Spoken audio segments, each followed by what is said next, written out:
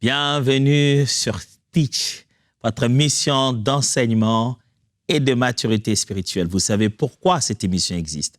Parce que Dieu veut vous voir disciples de Christ intentionnellement et quotidiennement. Que votre vie soit alignée au modèle de Jésus à travers l'enseignement de la parole de Dieu.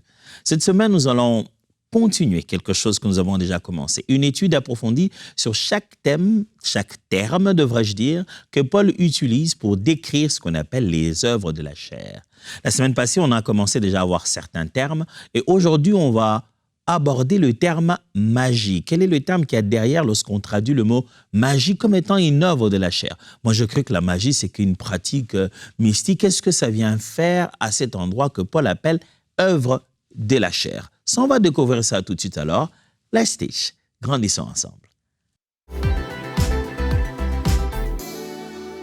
Le mot grec utilisé donc dans Galates chapitre 5 pour décrire magie, c'est pharmakeia. Ouais, vous avez bien entendu. Pharmakeia. C'est quand vous entendez ce mot, je sais que ça vous fait penser à quelque chose, n'est-ce pas? La pharmacie, n'est-ce pas? Mais le mot pharmakeia signifie enchantement ou magie. C'est l'usage ou l'administration des drogues, de filtres, empoisonnement, sorcellerie, art magique, souvent trouvé en liaison avec l'idolâtrie certainement, et qui nourrit aussi les systèmes de l'idolâtrie. Mais ce sont des sortilèges. Le mot pharmakeia, aujourd'hui, vous savez, on pense à la pharmacie, on considère la pharmacie comme justement des disciplines qu'on considère être scientifiques. Mais les ancêtres de la pharmacie, des pharmaciens, ce sont des tradipraticiens.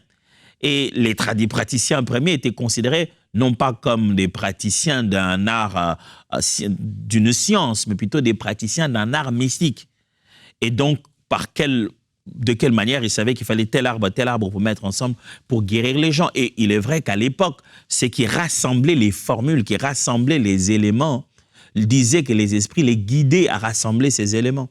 Et les premières actions, les premiers rassembleurs des éléments pour soit de produire guérison ou soit de produire malheur ou malédiction, c'était donc ce qu'on appelle des sorciers, des magiciens, des manipulateurs des éléments physiques avec des impulsions spirituelles derrière, des manipulateurs d'artefacts qui sont imprégnés de pouvoirs démoniaques, des signes et des choses physiques derrière lesquels les esprits fonctionnent, des contacts physiques derrière lesquels les esprits mauvais fonctionnent pour pouvoir atteindre un but. C'est qui parlent avec les démons, qui manipulent les circonstances de la vie des autres, qui manipulent la vie des autres à travers des faits, des formules, des éléments physiques, mais qui deviennent de points de contact par lesquels les esprits mauvais fonctionnent.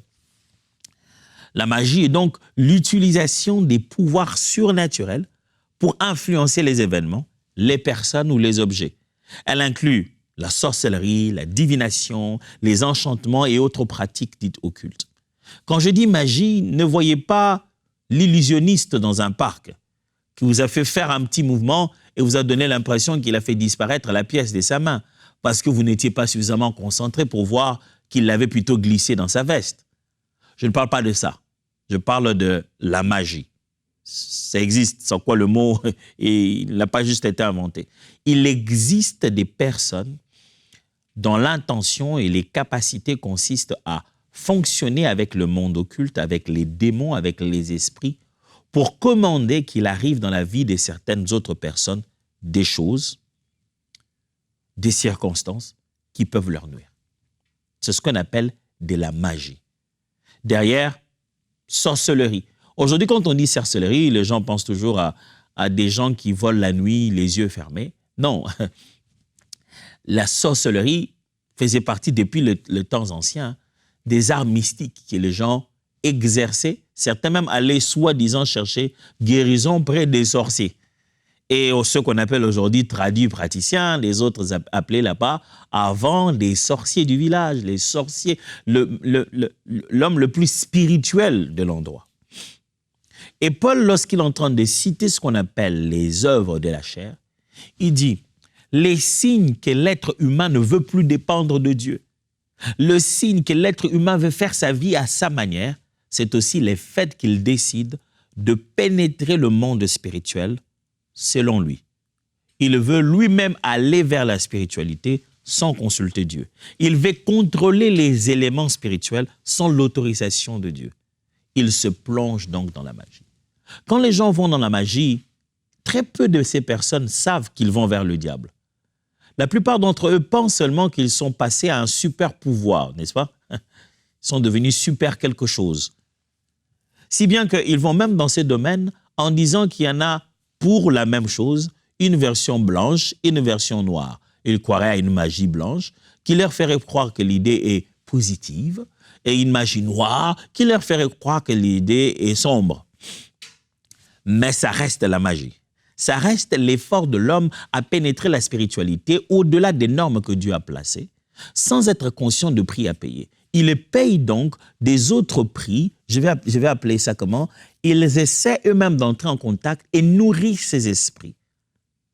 Ils font des sacrifices, ils coupent des choses, ils font couler des sangs, ils font un autre processus, qui sont des règles que Dieu, en tant que maître de tout esprit, connaît, a fait exister, mais qu'il a interdit de pratiquer. Il dit ça, c'est vous-même qui vous vendez. Vous ne savez pas que vous êtes en train de vous faire prendre au piège. Deutéronome, chapitre 18, versets 10 à 12. Deutéronome 18, 12 à 12. Qu'on ne trouve chez toi personne qui fasse passer son fils ou sa fille par le feu. Personne qui exerce le métier de devin, d'astrologue, d'augure, de magicien, d'enchanteur. Personne qui consulte ceux qui évoquent les esprits ou disent la bonne aventure. Personne qui interroge les morts, car quiconque fait ces choses est en abomination à l'Éternel. Dieu est en train de former son peuple d'Israël. Il est en train de créer un peuple tout à lui. Alors il leur donne des normes pour être un peuple sacré. Il dit ça, j'ai vu ça ailleurs, j'ai vu d'autres personnes le faire. Mais si vous voulez être mon peuple, je ne veux pas voir ça chez vous. Qu'on ne trouve pas ça chez vous. Deutéronome, c'est une reprise en particulier des normes, des lois, des lois que l'Éternel donne au peuple pendant leur pèlerinage, pendant leur traversée du désert. Et le livre de Deutéronome, c'est une reprise de ces normes-là où ici Moïse a amplifié ce qui se disait. Et Dieu leur a dit donc dans le désert, je ne veux pas voir ces choses-là chez vous. Quelqu'un qui vient en disant qu'il consulte les morts, il n'est pas en train de dire qu'il ne consulte pas des morts et que c'était faux. Il a dit, il existe ces genres de pratiques, mais je ne les permets pas chez vous. Actes des Apôtres, chapitre 8, versets 9 à 11. Il y avait auparavant dans la ville un homme nommé Simon, qui, se donnant pour un personnage important, exerçait la magie et plongeait dans l'étonnement le peuple de Samarie. Vous connaissez bien l'histoire après, Simon lui-même va être converti avec des mauvaises intentions. Malheureusement, lorsqu'il voit la puissance du Saint-Esprit, il veut acheter ça. Un homme qui a gardé toute une ville en haleine parce qu'il était magicien. Galates chapitre 4, versets 8 à 9. Galates 4, 8 à 9. Autrefois, ne connaissant pas Dieu, vous serviez de dieux qui ne le sont pas de leur nature. Mais maintenant que vous avez connu Dieu, ou plutôt que vous avez été connu de Dieu, comment retournerez-vous à ces faibles et pauvres rudiments auxquels vous voulez de nouveau vous asservir encore? Vous étiez avant en train de servir d'autres dieux. Vous étiez mis dans d'autres divinités. 2 Pierre chapitre 2 verset 19 dit, ils leur promettent la liberté quand ils sont eux-mêmes esclaves de la corruption, car chacun est esclave de ce qui a triomphé de lui. Et ces gens promettent la liberté, eux-mêmes ils sont encore esclaves. Éphésiens chapitre 6, je vais y arriver, verset 12. Car nous n'avons pas à lutter contre la chair et le sang, mais contre les dominations, contre les autorités, contre les princes de ce monde des ténèbres, contre les esprits méchants dans le lieu céleste. Les pièges de la magie. Parce qu'on se dirait, écoute Tom, tu sais bien que la magie, dès qu'on dit le mot magie, personne ne veut vraiment aller vers la magie. Ça sonne déjà négatif. Si quelqu'un va vers la magie, il doit avoir eu des raisons. Qu'est-ce qui lui a poussé à aller là-bas? Sinon, il y a encore des gens de la magie, il y en a tout plein. D'ailleurs, de plus en plus. Qu'est-ce qui pousse les gens à aller là-bas? Quel est le piège dans lequel les gens tombent et qui les fait retrouver dans la magie? Premièrement, c'est la séduction. La magie peut séduire par des promesses de pouvoir et des contrôles, attirant les personnes en quête des solutions rapides à leurs problèmes. La séduction, c'est le premier piège de la magie. Les choses qui sont magiques se présentent comme étant des solutions rapides et faciles. C'est un peu transformer la pierre en pain, quoi. La magie est séduisante. Ça donne envie parce qu'on se dit « Ah, mais ça peut aller plus rapide et je serai grand. En moins de choses, je donne rien. » Vous vous posez la question. Qu'est-ce que ça ferait au diable que les genoux de Jésus soient au sol, devant lui? Et ça suffit. En échange, qu'est-ce qu'on lui donne? On lui donne tout le royaume de la terre. C'est toujours suspect quand on te donne l'impression que ce que tu donnes est trop petit par rapport à ce qu'on te donne. Ça, c'est le diable. Je vais répéter cette phrase. C'est toujours très suspect quand ce qu'on te demande de donner paraît être petit par rapport à ce qu'on va te donner à la place. Prosterne, mets seulement tes genoux à terre, c'est bon, et puis je vais te donner le monde entier. Mes genoux seulement, ça vaut le monde entier, franchement? Est-ce qu'en réalité, ce qui semble être un petit geste de prosternation est plus important, en fait, que le monde entier? Souvent, la grande chose que le diable te promet est très petite par rapport à ce que tu es en train de donner. Elle est très petite. La magie est séduisante. Elle donne des solutions rapides. Deuxièmement, la magie, elle est fascinante, la fascination. Le deuxième piège, c'est le piège de la fascination. Elle fascine par son mystère et son exotisme, rendant facile la reconnaissance de ses dangers. Tu vois, la magie, on dit la magie, il y a des mystères. Je vais me réveiller la nuit, est-ce qu'il y a des trucs, comme moi j'ai dit, les gens ne savent pas. Il y a des formules, il y a cette fascination d'appartenir à une société secrète, d'être ceux qui ont le pouvoir sans que les gens ne le connaissent. Ils sont des héros dans l'ombre. Ça, c'est ce qui fascine dans la magie. Troisièmement, l'enchaînement spirituel. Ça, c'est le piège de la magie. La magie te met le piège. Premier, tu sens séduction. Après, fascination. Après, ce qui va se passer, hop, ça te prend au piège. Enchaînement spirituel. Ceux qui s'engagent dans la magie peuvent se retrouver liés spirituellement, devenant esclaves des forces occultes qu'ils invoquent. Vous devenez esclave. Vous savez, quand vous entrez dans la magie, vous avez l'impression que c'est vous qui commandez les esprits. On vous montre des formules, on dit, dites ça, l'esprit là va venir, il va faire ce que tu veux. Mais quand l'esprit là apparaît, il te dit, donne le sacrifice. Tu donnes le sacrifice. Demain. Et puis le jour où tu n'as pas de sacrifice, l'esprit là te dit, si tu n'as pas de sacrifice, je te tue. Mais c'est moi ton maître. Tu te rends compte que tu n'as jamais été le maître. Mais tu as été prise au piège spirituellement. Quatrièmement, perte de liberté. Le piège de la magie te prend la liberté. La recherche de pouvoir par la magie peut conduire à une perte de liberté et à une dépendance aux pratiques occultes. C'est-à-dire que tu n'es plus libre de ton temps. Il est minuit, c'est l'heure où tu dois faire tes incantations nues dans une chambre fermée avec des bougies. Il est minuit, c'est l'heure où on t'avait dit que tu dois aller chercher des corps morts, aller dans une morgue et faire des relations sexuelles avec des corps morts. Il est minuit, c'est l'heure où on t'avait dit que l'argent que tu avais sorti doit être épuisé aujourd'hui, avant minuit. Tu n'es plus libre. Tu perds ta liberté et ta paix. Cinquièmement, c'est la foi mal placée. Le cinquième piège de la magie, une foi mal placée. La magie détourne la foi des croyants de Dieu vers des pratiques occultes, érodant leur confiance en Dieu. La magie te pousse à aller croire à quelqu'un d'autre au lieu de croire en Dieu. Tu places toute ta foi, mais la mauvaise chose. Toute ta foi. Et même dans l'église, la magie est devenue tellement là. On apprend aux gens, tu veux prophétiser, fais A, B, C, D, E, F. On te montre tellement des choses à faire qu'on ne te montre plus Dieu. Tu places ta foi, mais sur des mauvaises choses. Tu veux avoir de l'argent, telle chose, telle chose, telle chose. Pratique ça la nuit, prie tel psaume 4 fois la nuit, mais ne sois pas habillé. Fais ça dehors, mais ne sois pas habillé, mais prie des psaumes, c'est tout. Tu n'es plus dans les choses de Dieu. Tu n'es plus dans l'œuvre de Dieu, tu n'es plus dans la Bible, tu entres dans autre chose. Et enfin, le danger spirituel. La magie ouvre la porte à des influences démoniaques mettant en péril la relation avec Dieu. Si vous voulez aller, oh non, nous sommes chrétiens, mais vraiment ça nous a fait mal, celui qui nous a volé cette chose-là, il faut qu'on puisse voir c'était qui. On va aller voir une dame. Elle n'est pas magicienne, mais elle a des pouvoirs qui lui viennent des ancêtres. Ce sont des pouvoirs des ancêtres, donc elle peut reconnaître si quelqu'un nous a volé. Tout ce qu'elle nous a demandé, c'est juste de donner juste une poule. On a juste coupé la tête. Vous êtes en train d'entrer dans la magie. Vous êtes en plein dedans.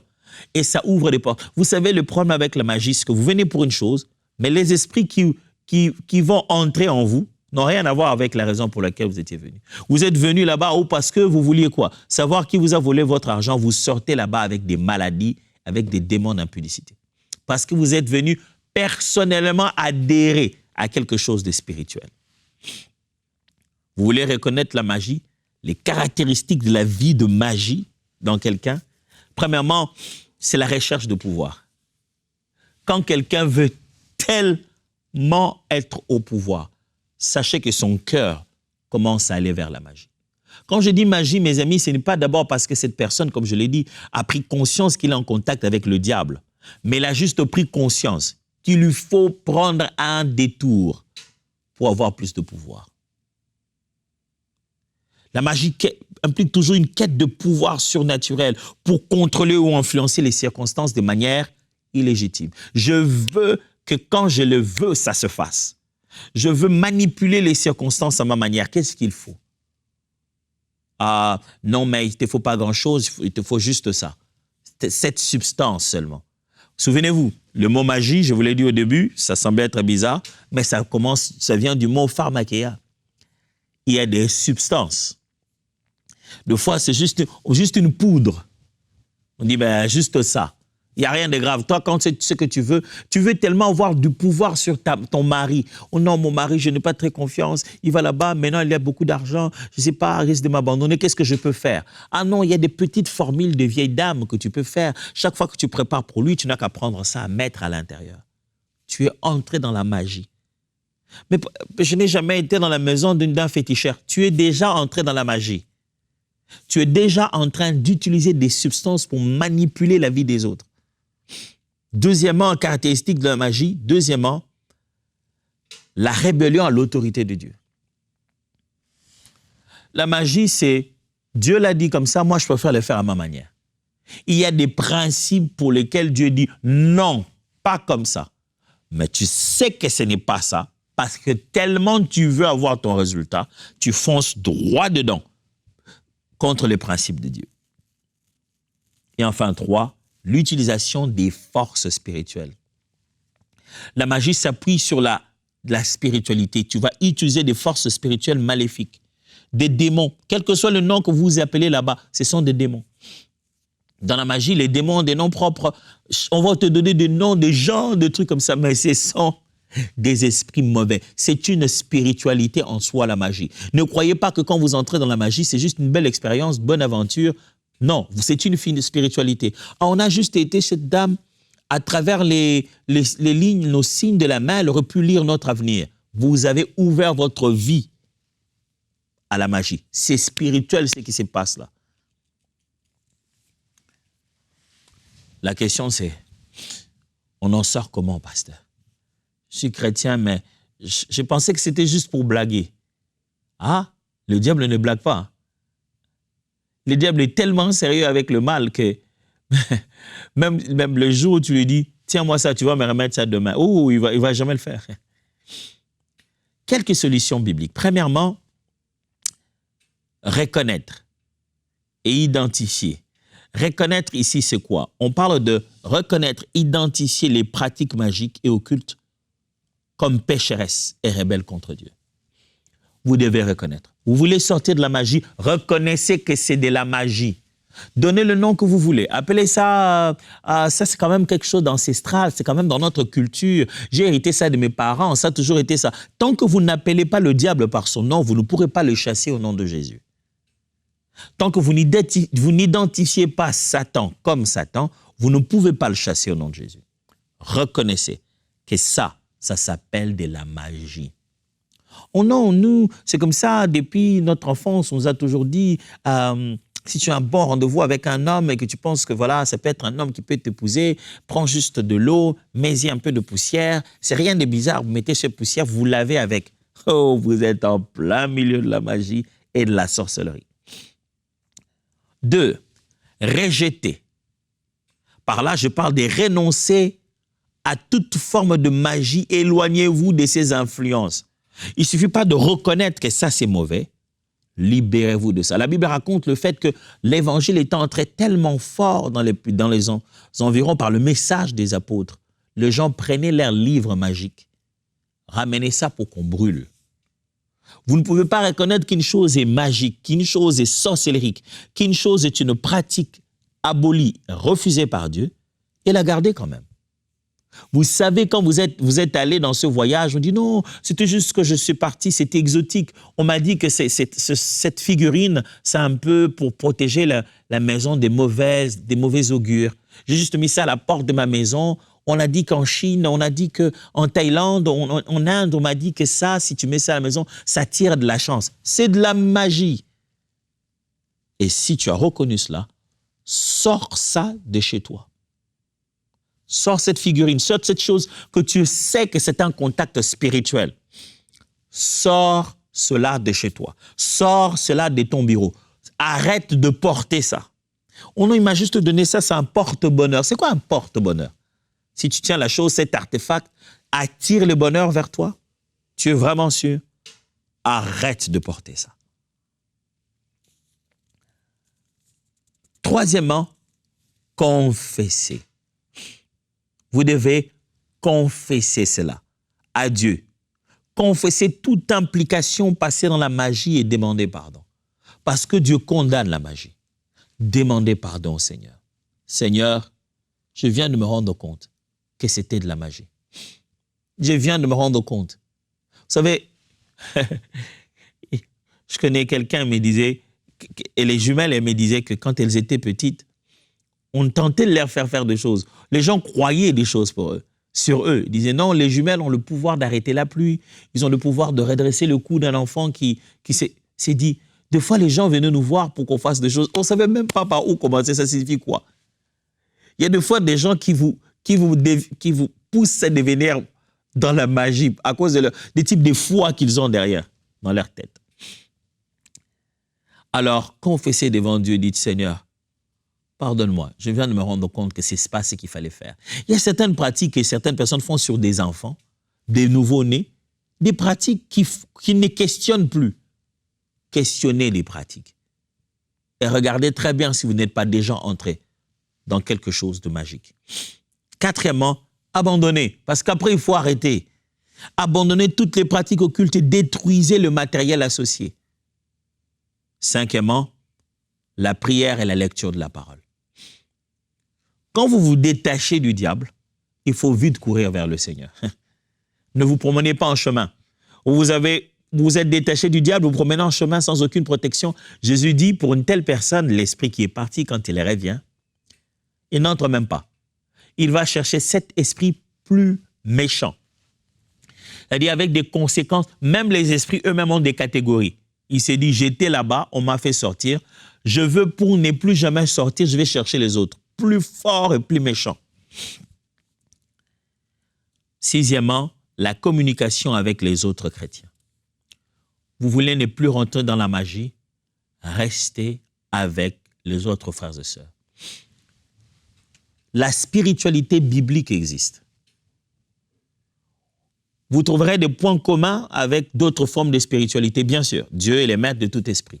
Nous, on jeûne, d'autres personnes jeûnent aussi. On considère qu'il y a des actes physiques qui ont de l'impact spirituel, absolument. On a de petites similitudes qu'on a l'impression que ça se ressemble. Mais la différence est qu'à la base, nous n'évoquons pas des esprits. Nous sommes en relation avec Dieu. maître de tout esprit. Nous ne démentons pas des esprits de faire des choses à notre service en faisant un troc par le prix de sang ou le prix de quelque autre sacrifice. Nous avons pour Père le maître de tout esprit qui nous a fait naître de nouveau et naître d'esprit. Nous n'avons pas besoin des transactions pour pouvoir exercer notre spiritualité. En Christ, nous avons été réconciliés avec le Père. Alors, restez dans l'assemblée, restez avec les enfants de Dieu, vivez votre foi avec les enfants de Dieu. Et c'est l'armure spirituelle. Vous voulez vivre loin de la magie? Une fois que vous vous en êtes dépassé, détaché, revêtez-vous de l'armure spirituelle comme on parle. Éphésiens chapitre 6, verset 10 à 18.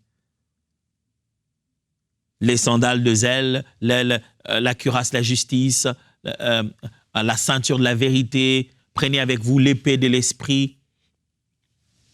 La Bible dit bien, car nous n'avons pas à combattre, à lutter contre la chair et le sang, mais contre les dominations, contre les autorités, contre les principautés, les princes de ce monde des ténèbres, contre les esprits méchants errant dans le lieu céleste. C'est ça notre combat. Donc, revêtez-vous des armures, des armes que Dieu nous a données. Et enfin, résistez au diable. Résistez activement aux tentations, à l'influence occulte en vous soumettant à Dieu. J'aime ce que Paul dit. Pierre plutôt dit, soumettez-vous sous sa main puissante et résistez au diable. Il fuira loin de vous. Maintenant que vous êtes détaché de la vie de la magie sous toutes ses formes, vous devez aller vous soumettre à Dieu parce que vous avez été un contractant avec le diable. Vous avez coupé ce contrat pour lequel lui n'était pas d'accord. Alors vous devez trouver une bonne protection. Vous devez trouver un bon avocat auprès du Père qui vous défendra et qui assurera votre liberté pour toujours. Quand je parle ici, certains se disent, ben moi, je ne suis pas dans la magie, bon, je ne suis pas dans l'occultisme. Je vous ai démontré d'où vient ce terme pharmaké. Il y a des gens qui croient à des substances qui leur permettent la spiritualité. Il doit boire, il doit utiliser des savons, il doit prendre une drogue, quand il a ça, c'est ce qui lui permet d'avoir des inspirations. Quand il prend le chanvre, alors là, il peut ressentir. Tout ça, vous êtes en train de vivre les pratiques de ce que la Bible appelle la magie. Certains appellent ça, ce sont des pratiques juste de nos ancêtres, c'est comme ça. Ça s'appelle la magie. D'autres disent, c'est juste des secrets avec les herbes. Chaque fois que vous utilisez quelque chose de physique, une substance, pour vous permettre d'accéder à quelque chose de spirituel, sans que cela soit permis par Dieu, vous êtes en train de vous mettre en contact avec la magie. Alors, tant que vous ne reconnaissez pas ça comme de la magie, vous n'allez pas faire confiance en Dieu pour pouvoir en sortir. Sachez que la magie sera toujours une porte ouverte pour le diable afin de venir détruire votre vie. Laissez-moi prier pour vous. Seigneur de gloire, je prie pour mes frères et sœurs qui m'ont entendu aujourd'hui.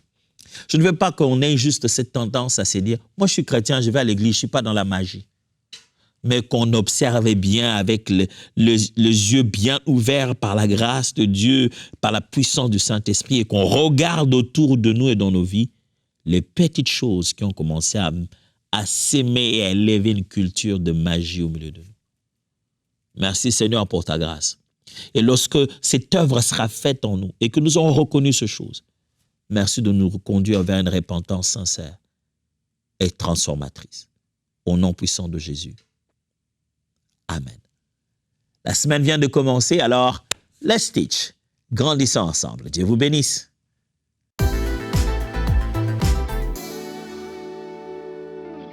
Merci d'avoir regardé cette émission et du fond du cœur, on aimerait également dire merci à tous nos partenaires mensuels. Vous savez, on reçoit plusieurs témoignages à EMCI et on a reçu le témoignage de Darcia du Congo-Brazzaville qui nous raconte comment, alors qu'elle était en train de regarder la semaine des miracles, elle a été complètement délivrée des envies de prostitution et d'impudicité qu'elle avait dans son cœur. Et suite à cela, elle est devenue une partenaire de EMCI. Si vous aussi, vous souhaitez contribuer à la transformation des vies, comme celle de Darcia, à travers nos programmes, alors dès aujourd'hui, devenez un partenaire mensuel. Dès maintenant, Faites partie des 20 000 partenaires mensuels qui porteront la vision d'EMCI et qui l'amèneront encore plus loin.